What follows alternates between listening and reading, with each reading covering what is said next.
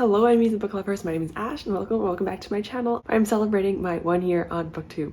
A whole year on Booktube. I am actually surprised I'm still going. I'm still uploading. Not very often, but I'm still uploading. It's wild that it's been an entire year since I've started this channel. I cannot believe that I'm still here. I have 357 subscribers right now, and honestly that is a lot. That is amazing. I appreciate every single one of you. I don't want to say thank you 20 times in this video. There's a decent chance I will, but I'm going to try my best not to do that. I took these questions from another Booktube channel that did their recent Booktube anniversary video, and I wanted to kind of talk about my channel, and questions on their video is something I kind of wanted to answer myself. So I think our 8 questions. Sarah without an H is the channel I took these from. She also had a recent, I think her 8-year anniversary, which is wild, almost a decade, which is amazing. Let's answer some questions about the year on Booktube that I've had with you all. Question 1 is, how have you changed in comparison to your first video to now? That is actually pretty obvious in my opinion. I watched my first video, I think it was like last week, and it was something else. It was so awkward. I looked like I was being held hostage, which honestly I probably felt like I was. I had to record that video twice before I actually was able to upload it. I was so anxious. I was so nervous. I don't like being in front of a camera.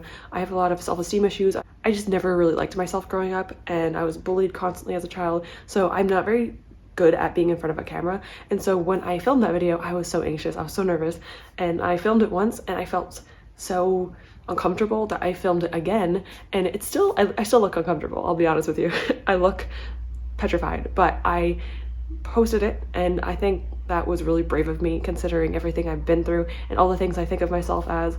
I'm doing a lot better. Still have a little bit of self-esteem issues, not as bad as when I was younger. How I feel a lot more comfortable in front of a camera. It takes a few videos before you get comfortable in front of a camera, but it does eventually happen, and I'm really excited I can. I still am very bad at making contact with the camera lens. You probably notice that when I make videos. I'm trying to make that better, okay? That's something I have to get better at. I'm not good at making eye contact with people in real life, so a camera is also weird. And I feel like I'm staring too long, and I'm like, should I look away? Should I not look away? I don't know. I've changed a lot, and I'm really proud of how far I've come in comparison to my first video. I'm a lot more comfortable now, so that's great. Within the next question, it's kind of the similar answer, is what video are you most proud of on your channel? And I honestly think it's my first video, because that was the hardest one to do. The first video I ever made and put on the internet. I pretty much don't really have a social media presence other than YouTube. I do not really have any pictures of myself on the internet, maybe like literally less than like 5 or 6. And having a video of me, or multiple videos of me talking and saying weird things about like erotica and fantasy books and, you know, all of that stuff, it's just something that's very jarring and different than what I would have used to do. So this is a really huge step for me. So my first video, 100% I'm the most proud of, and I still am to this day, because that was like the stepping stone into my channel and where I am today. Question 3 is, what's your most popular video? For me, I believe, if I recall, it's my bookshelf tour, which I was still a little bit nervous about, but because I wasn't filming my own face, I was okay. It wasn't too bad. I actually did watch the entire thing over, and I did a pretty good job, considering the fact that I film on my phone, and I edit on my phone. That video took so long to edit. Oh my god, it was, I think raw footage was over an hour, and I had to edit it down a lot, and I like edited pretty decently considering I've never edited before, so I did a pretty decent job on that. But yeah, my bookshelf tour was definitely I think right now it's over 1,000 views on it, which is pretty impressive considering I don't have many subscribers, so that's pretty good for me. I don't really want to refilm it anytime soon because almost everything on my shelves are still there, and so yeah, I don't really have a point to refilm my bookshelf tour. But yeah, that is my most popular video, and I'm not mad about it. That took me a long time to edit, so I'm pretty happy, I guess, with that outcome. And yeah, it makes me happy that people want to see what I like to read, and me being weird as usual, so that's always a fun time. Number 4 is, what is an unexpected surprise from being on YouTube? The biggest surprise for me was, I've always knew that there was a community on Booktube. I've heard like mixed things, mostly positive though, but I've always heard that it was good, you know, like people always say that they love the community. But I think that once I actually delved into it myself, once you actually make a Booktube channel, you realize how the community is, and they are amazing. I was not expecting the amount of camaraderie and friendship and just amazing people that you will meet. There are so many people on here that I adore. I mentioned this a few times already. I moved out of my hometown, Toronto, and I moved hours away. I don't see my family hardly ever. I don't see my friends. I see my friends once in a year and a half. I don't have many friends and family anymore. I only have my boyfriend, and that's it. So I made this channel a few months after I moved out. I think 4 or 5 months after I moved out, And I think it's one of the best decisions I've ever made because it makes me feel less alone, and the community has really been there for me. There are amazing people on here. There are so many coming off the top of my head that they're all amazing people. I just don't even know what to say. There's Heather, there's V, there's Nell, Princess, I love watching her videos too. She doesn't really comment a lot, but like, she's still awesome. I'm like, who else is there? I can't even think of everyone. There's so many good people. Violet Pages, there's Sarah from Fairy Reads. There's like a bunch of people. I have so many people that kind of joined around the same time as me that I watch a lot of, and if I can, I try to watch and comment if I can. There's so many videos, it's really hard to keep up. Community has been the best part of this entire experience. They have been there when a lot of people haven't in my life, so I just appreciate them all so much that I'm just excited to meet new people and talk to new people, even like not even booktube channels, but people that are in my comments just talking to me. I appreciate you all so much, and I don't want to keep being mushy and cheesy, so that's all I'm going to say about that. Question 5 is, what are the hardest things about making videos on Booktube channel? And the hardest part is consistency, obviously, motivation, things that make you want to continue to make videos. And not only that, I think the biggest problem for me personally is not only consistency, but also content. Like, what in the world do I talk about? Because I do a lot of TBRs and wrap-ups. That's pretty much what I do. It's really hard for me to fill in the gaps between those because reading vlogs, I don't hate reading vlogs. I enjoy watching them, but it feels like they're not as interesting to me as other types of videos. I like filming them. I don't really know what to film. I'm not very good at doing like b-roll. It's a whole thing. And so I'm not really sure how to fill in the gaps of TBRs and wrap-ups. There's like a lot of things in between that I don't really know what to talk about. I don't read a lot of books compared to other people. People read like 20 books, so it's kind of easier to talk about other things and do like little mystery TBRs in the middle of the month and do all these fun, exciting things. And I don't really have that option because I only read like 5-6 books a month. And so I don't really have a lot of options when it comes to making content that is new and exciting. I would love to at one point do that, but right now I don't really know what to post. It's kind of my biggest thing. I just don't know what to post. I do like filming, I do like editing to an extent. As long as I'm not editing like a 50-minute video, I do enjoy editing. I struggle with what to post, what to make content on, because it's like between TBRs and wrap-ups, what really is there to talk about? But yeah, that's definitely my biggest issue. What to do, content, and what to make, essentially. Okay, so number 6 is equipment. What are my thoughts on different equipment? What equipment did I get? And so on. So if you are someone that is a little bit cheaper, if someone that doesn't have a lot of money like myself, I only bought 2 things when I got my channel. I use my phone for filming. Most phones nowadays are good enough to film on. And I'm using currently a tripod for my DSLR camera. So it's like a tripod that's like this big, and you could fold up the legs and make it even bigger. So I have a tripod that I can sit with and film on, and I already had that tripod prior to getting a booktube channel. All I needed was the attachment to put a phone in it. Amazon, I also bought a handheld standing small one. This is what I use for like my Sims TBR videos. I prop it up on my desk and do that there.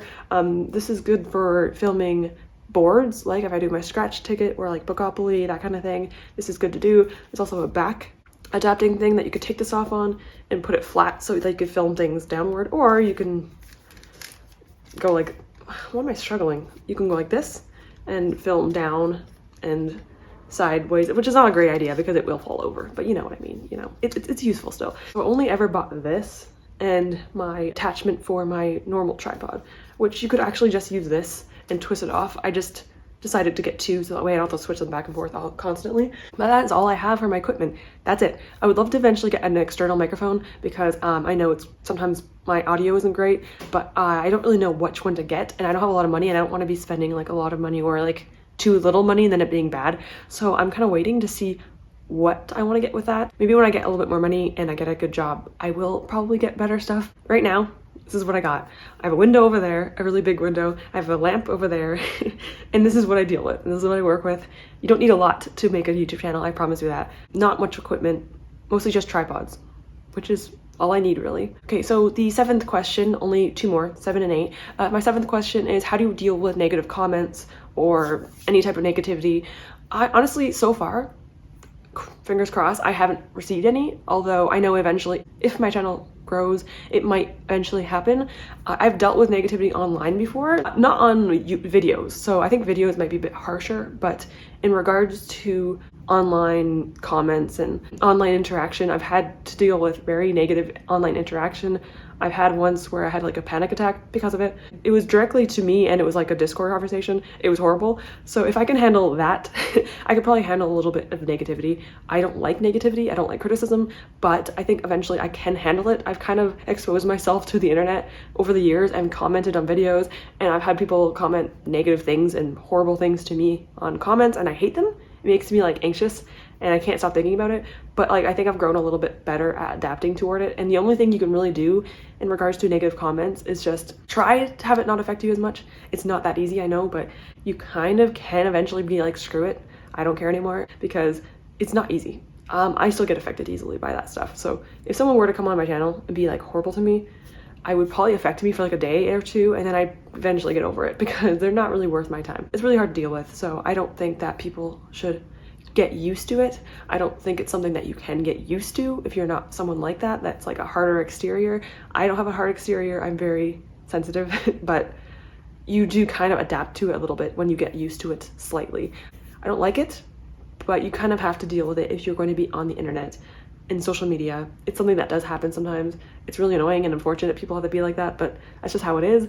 I know there are also things that can happen in regards to books. The book community can sometimes be a little bit critical in regards to your choice in books. If you don't like a book they like, they might not like that. Sometimes there are authors who are problematic, and if you read them, people might not be happy with that, and I actually don't really blame people for that kind of stuff.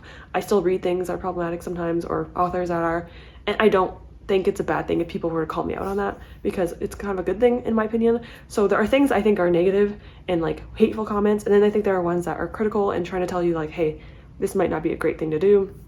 And I don't really take the latter to be like hateful. It might still like bother me a little bit, but it's also like good to, you know, be held accountable. I don't really have much to say about it other than that, because I haven't received a lot, but I think it eventually will happen, because eventually I feel like it has to happen if you keep growing. The Booktube community though is pretty decent when it comes to that kind of stuff so far. I know some people can be a little bit harsher, but so far it's been pretty good to me and I appreciate that. So hopefully it stays like that, and if it doesn't, that's okay. I'll deal with it when it comes, because it eventually will, probably. And I will do my best to deal with it. I've dealt with childhood bullying my whole life, so I could probably handle a few comments on the internet. And the last question is, what advice would you give to someone that wants to maybe start a booktube channel, or that is thinking about starting a booktube channel? Now this is an interesting one, because a year ago, or like maybe a little bit more than a year ago, I was thinking about making a channel. I think it was like 5 months before I made my channel. I was just thinking about it. I was like, you know, tossing up the idea. And I remember I used to, okay, this is kind of embarrassing to admit, but people will do this supposedly, so I'm not the only one. I used to be in my room, I would read a book, and then I would want to talk about it. So I would talk to myself about it. I would hold my book up and pretend I was on a booktube channel, and I would just like hold my book and talk about it and be like annoyed or really excited about something. I would talk, and I would just talk to myself about things. And I used to do that for like years prior to Booktube, because I was like, I just want to talk to someone about it, and I had no one to talk to at all. I don't really do that anymore though, because I have my channel now, and it's really exciting to actually be able to speak to people. Even it's a camera, but like I'm still speaking toward other human beings, and it's really fun to be able to like do that now. And yeah, I used to talk to myself in my room about my books, and I didn't have a lot of people around me. I was very lonely back then too, so it was really nice to just have that pretend channel there so that I can like, you know, and I think it kind of prepared me oddly enough to make my actual channel. So if you are someone that really wants to make a channel, if you are someone like me who didn't really want, like I was really nervous at first. I'm still self-conscious about myself. I don't have high self-esteem, but I wanted to put myself out there, and it is like a really liberating thing to do. It's really fun to do. Hopefully you can get interaction. Having interaction within the comments is really helpful. It makes you really want to keep going. I don't have a whole lot of subscribers. I'm building up slowly because I don't make a lot of content, unfortunately, but the people in my comments are always the ones that kind of like make me keep going, because I just appreciate everyone on here. All these other booktubers are amazing. The community is amazing. If you want to be part of the community, I honestly do say it is worth it. They are amazing people. Amazing people on here. You can put a video up and you might just decide you don't want to do it anymore. That's fine. You can delete your video. You can make videos and not publish them. You can put them on a private video, which means that no one can see them. So you can private a video, have no one watch, and put it on YouTube, and like maybe do like a few videos if you want, see how it feels, you know, just have it already, kind of get used to how it works and how it, if you like it or not.